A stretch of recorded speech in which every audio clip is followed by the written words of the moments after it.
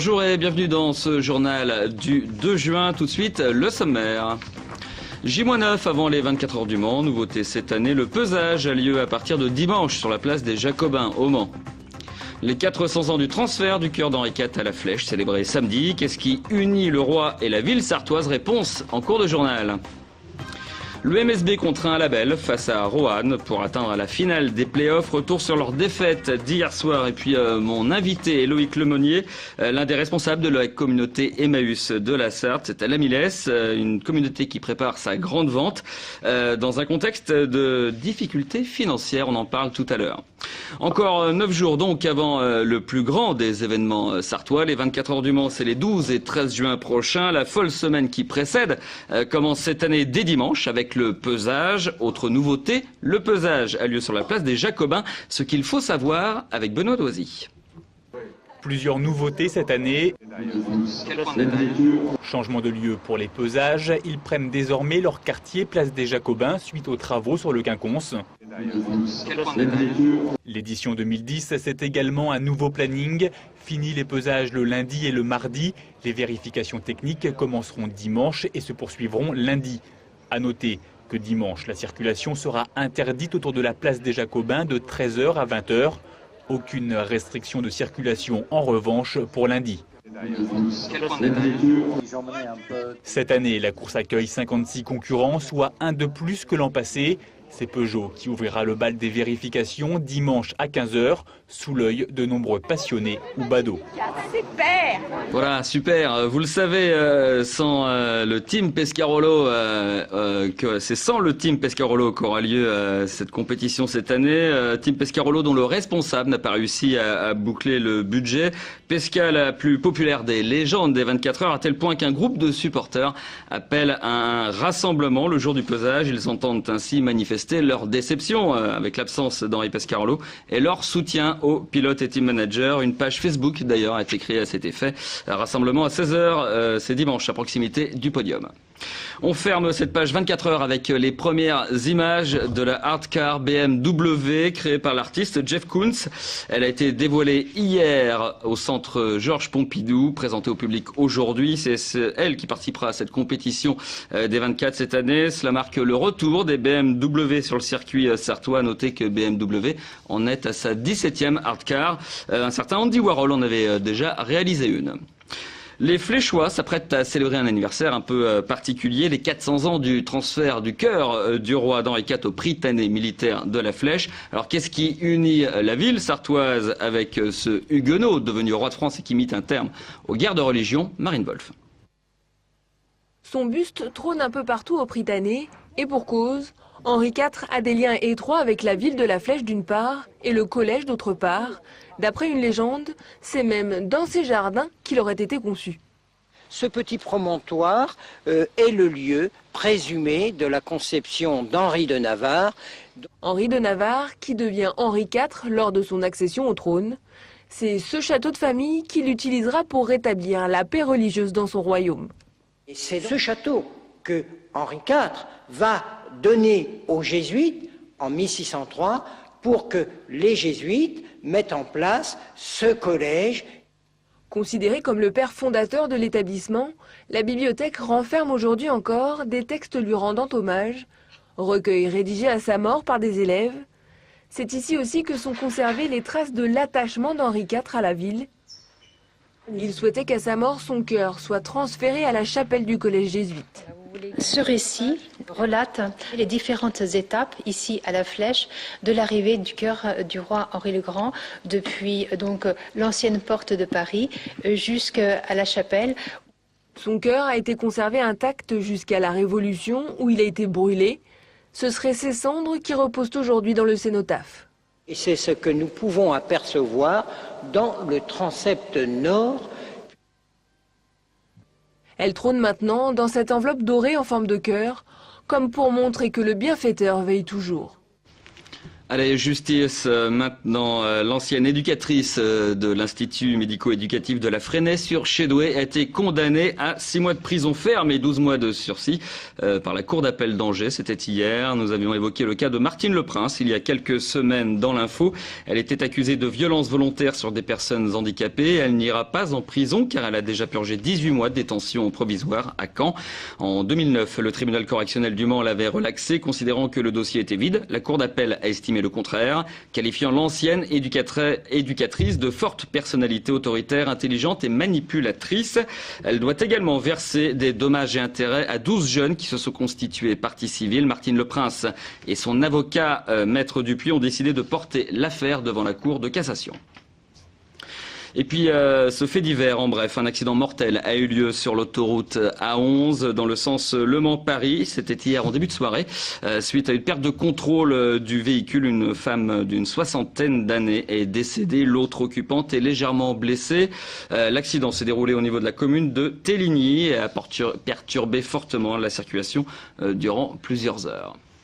Solidarité maintenant avec mon invité Loïc Lemeunier, l'un des responsables de la communauté Emmaüs de la Millesse, une communauté qui se prépare à sa grande vente de printemps. Elle aura lieu ce week-end, une vente traditionnelle qui permet à la communauté de vivre en gros pendant un quart de l'année. Il y a 4 ventes dans l'année, celle-ci est l'une de ces ventes. Nous en parlons donc avec Loïc Lemeunier. Bonjour. Bonjour.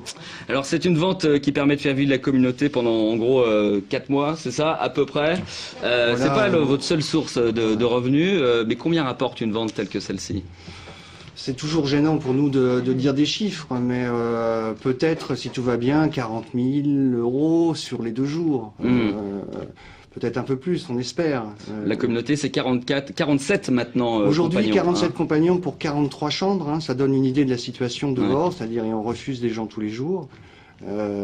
Et donc ces compagnons sont des compagnons et restent à la communauté et travaillent à la communauté. Ils vivent et ils travaillent à la communauté. Voilà. C'est le fruit de ce travail qui vous rémunère. C'est le fruit de ce travail qui nous rémunère, mais quand on dit solidarité en langage Emmaüs, la solidarité elle est tournée vers l'extérieur. C'est-à-dire que le travail des compagnons sert à financer des aides, à la fois pour des projets internationaux, comme les portes Emmaüs internationales, pour des projets nationaux ou européens, et pour des projets locaux ou des aides purement locales. Cette année, on a pu aider à peu près 150 familles qui nous sont envoyées par les assistantes sociales. On a pu faire des partenariats d'aide avec des associations du domaine de la justice, avec le domaine de l'éducation. On a pu monter beaucoup de projets, donc aider l'extérieur. Hein, des projets qui existent, mais des projets qui se terminent aussi. Je pense aux ateliers d'insertion que vous avez dû fermer faute de moyens en fait. Faute de moyens, disons, pour se recentrer sur notre activité communautaire. Hein. C'était pas vraiment notre domaine là, et on se dispersait un peu. On avait besoin de se recentrer. L'insertion, cependant, reste un outil d'Emmaüs, peut-être pas d'Emmaüs Sarthe aujourd'hui, mais peut-être demain. Voilà, besoin de se recentrer, c'est lié notamment aux difficultés financières que vous traversez. Et ces difficultés financières sont liées elles-mêmes à votre chaudière. Alors ça paraît anodin comme ça, mais en gros, vous devez trouver 500 000 € sur 3 ans pour qu'elle fonctionne, cette chaudière. Quoi. Voilà, oui, c'est les chiffres que vous aviez. On s'y est pris peut-être un petit peu autrement. Déjà, par rapport à l'année dernière, on a redresser énormément la situation, donc le fait de se recentrer a permis ce fait-là, donc on est un petit peu moins en danger, et sur le problème de cette chaudière, dont je ne ferai pas état maintenant, mais qui est vraiment très compliqué, très complexe et très lourd, on a refait appel aux élus, notamment au Conseil général, mais à l'ADEME, et on est en train d'étudier une solution d'une manière posée qui va nous permettre de gérer et voir ce qu'on peut faire en termes d'alternatives. Donc vous pensez que vous allez pouvoir résoudre vos soucis sans avoir à débourser mais à Emmaüs, on arrive toujours à résoudre les difficultés. En fait, ce mouvement, il s'est créé justement pour résoudre les difficultés. Il serait quand même monstrueux qu'on soit en difficulté nous-mêmes et qu'on soit obligé de fermer. Exactement, on va conclure en rappelant des choses évidentes, c'est que tout le monde peut aller acheter ce qu'il veut chez Emmaüs. Je voudrais juste dire un petit mot sur l'importance de cette vente qui est important pour tous les compagnons de tous les ateliers.